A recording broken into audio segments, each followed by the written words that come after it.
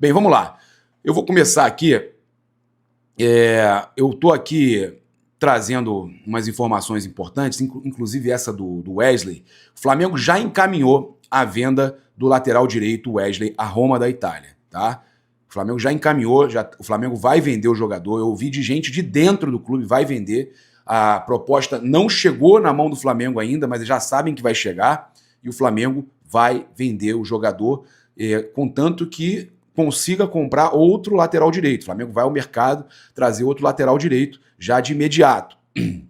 O clube italiano vai pagar 25 milhões de euros fixos, tá? Em torno de 162,2 milhões de reais na cotação atual. Além disso, há mais 5 milhões de euros, 32,4 milhões de reais na cotação atual, em bônus, que são metas alcançáveis impostas no contrato.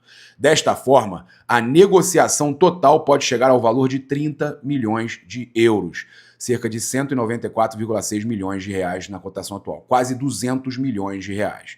Com a negociação se concretizando nesses moldes, o Wesley será a terceira maior venda da história do Flamengo, ficando atrás apenas de Vini Júnior e de Lucas Paquetá. Que honra, hein, Wesley? Que loucura, hein?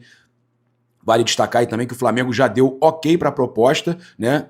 Óbvio que está esperando bater oficialmente, e pediu aí para liberar o Wesley apenas após a contratação de um novo lateral direito. Então, os trâmites estão acontecendo, o Flamengo vai liberar o Wesley para a Roma e pode receber quase 200 milhões de reais, tá? É muito dinheiro.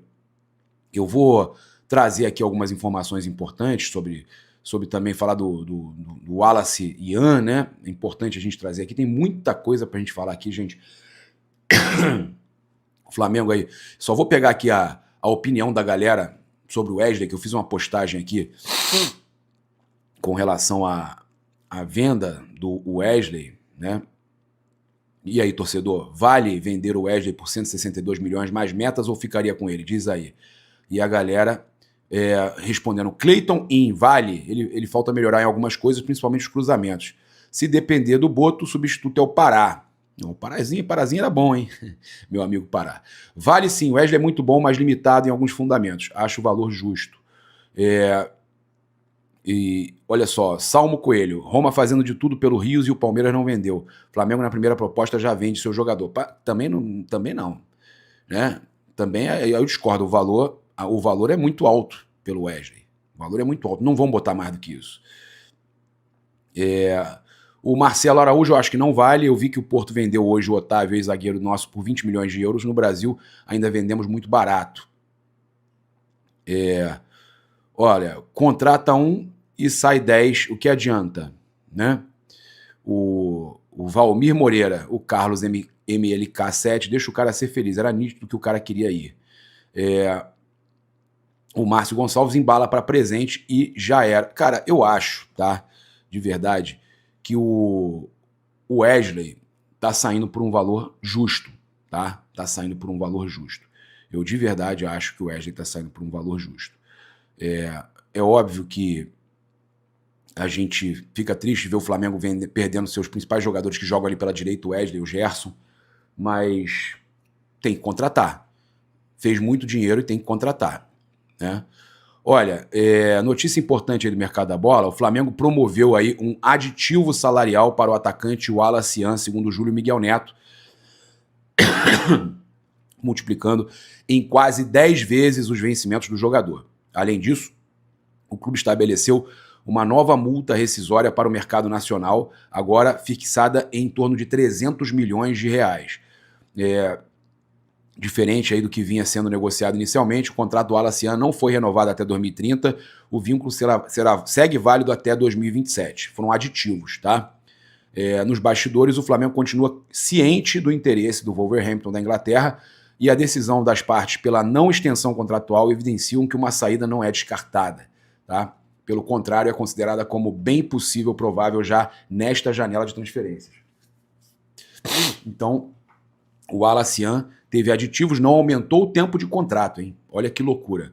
Mas aumentou a multa para clubes nacionais, aumentou também algumas outras situações, né? O salário dele aumentou também drasticamente, tá?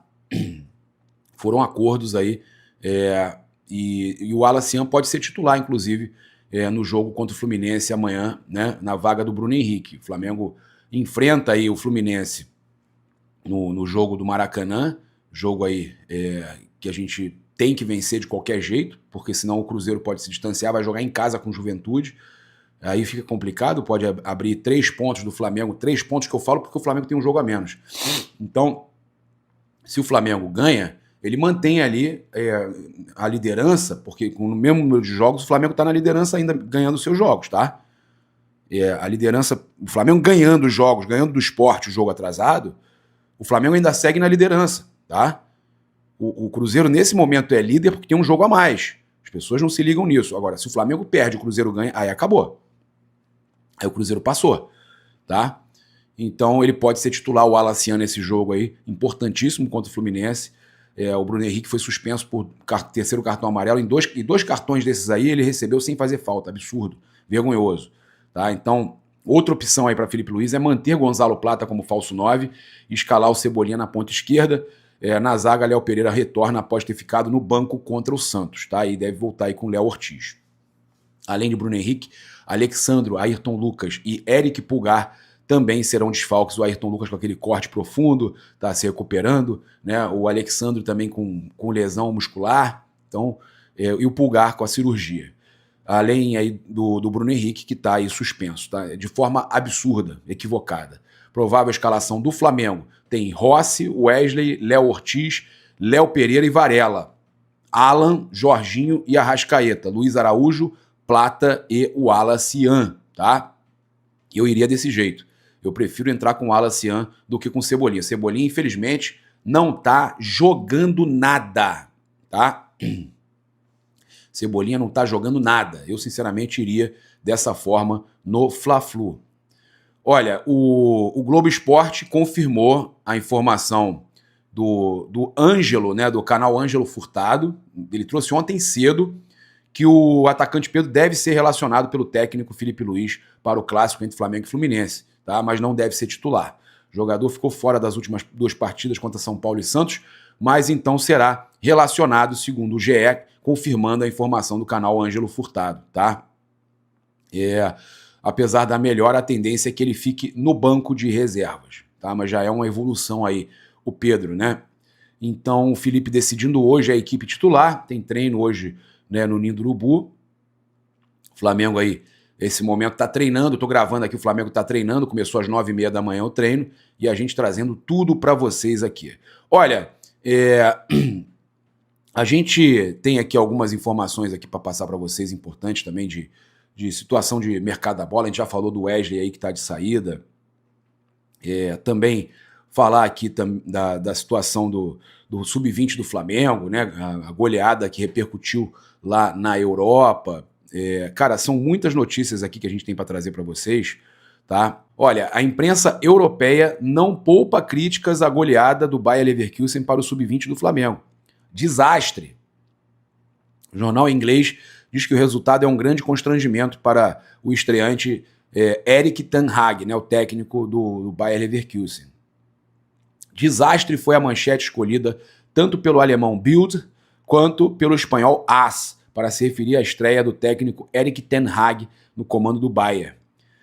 O principal jornal da Alemanha afirmou na reportagem sobre o jogo que, embora tenha sido apenas um primeiro teste, o desempenho abaixo da média mostrou o quanto o sucessor de Xabi Alonso terá que se preparar para a temporada.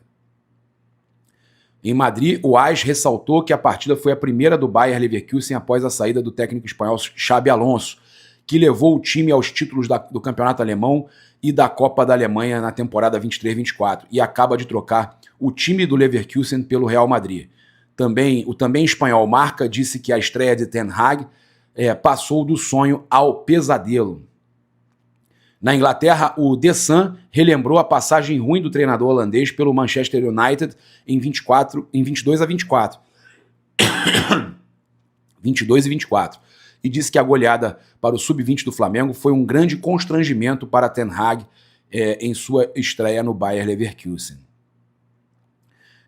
O Ten Hag mudou o time todo do Bayern, né? Iniciou amistoso na Gávea com 5 jogadores sub-19 entre os titulares e aproveitou para promover a estreia de 2 reforços. O experiente goleiro holandês Mark Flekken, ex-Brentford, de 32 anos, e o jovem meia Axel Tapp, do Tapé, né?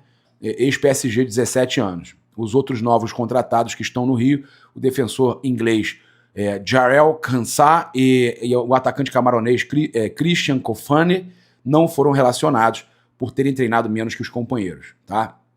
Então, cara, caiu muito mal aí pro Ten Hag aí, né? A imprensa europeia detonando a atuação do Bayer Leverkusen contra o Flamengo. O Flamengo causando crise no time alemão, rapaz. Se a gente perdeu para um Bayern na Copa do Mundo de Clubes, o outro Bayern tomou goleada do Flamengo, né? Que loucura.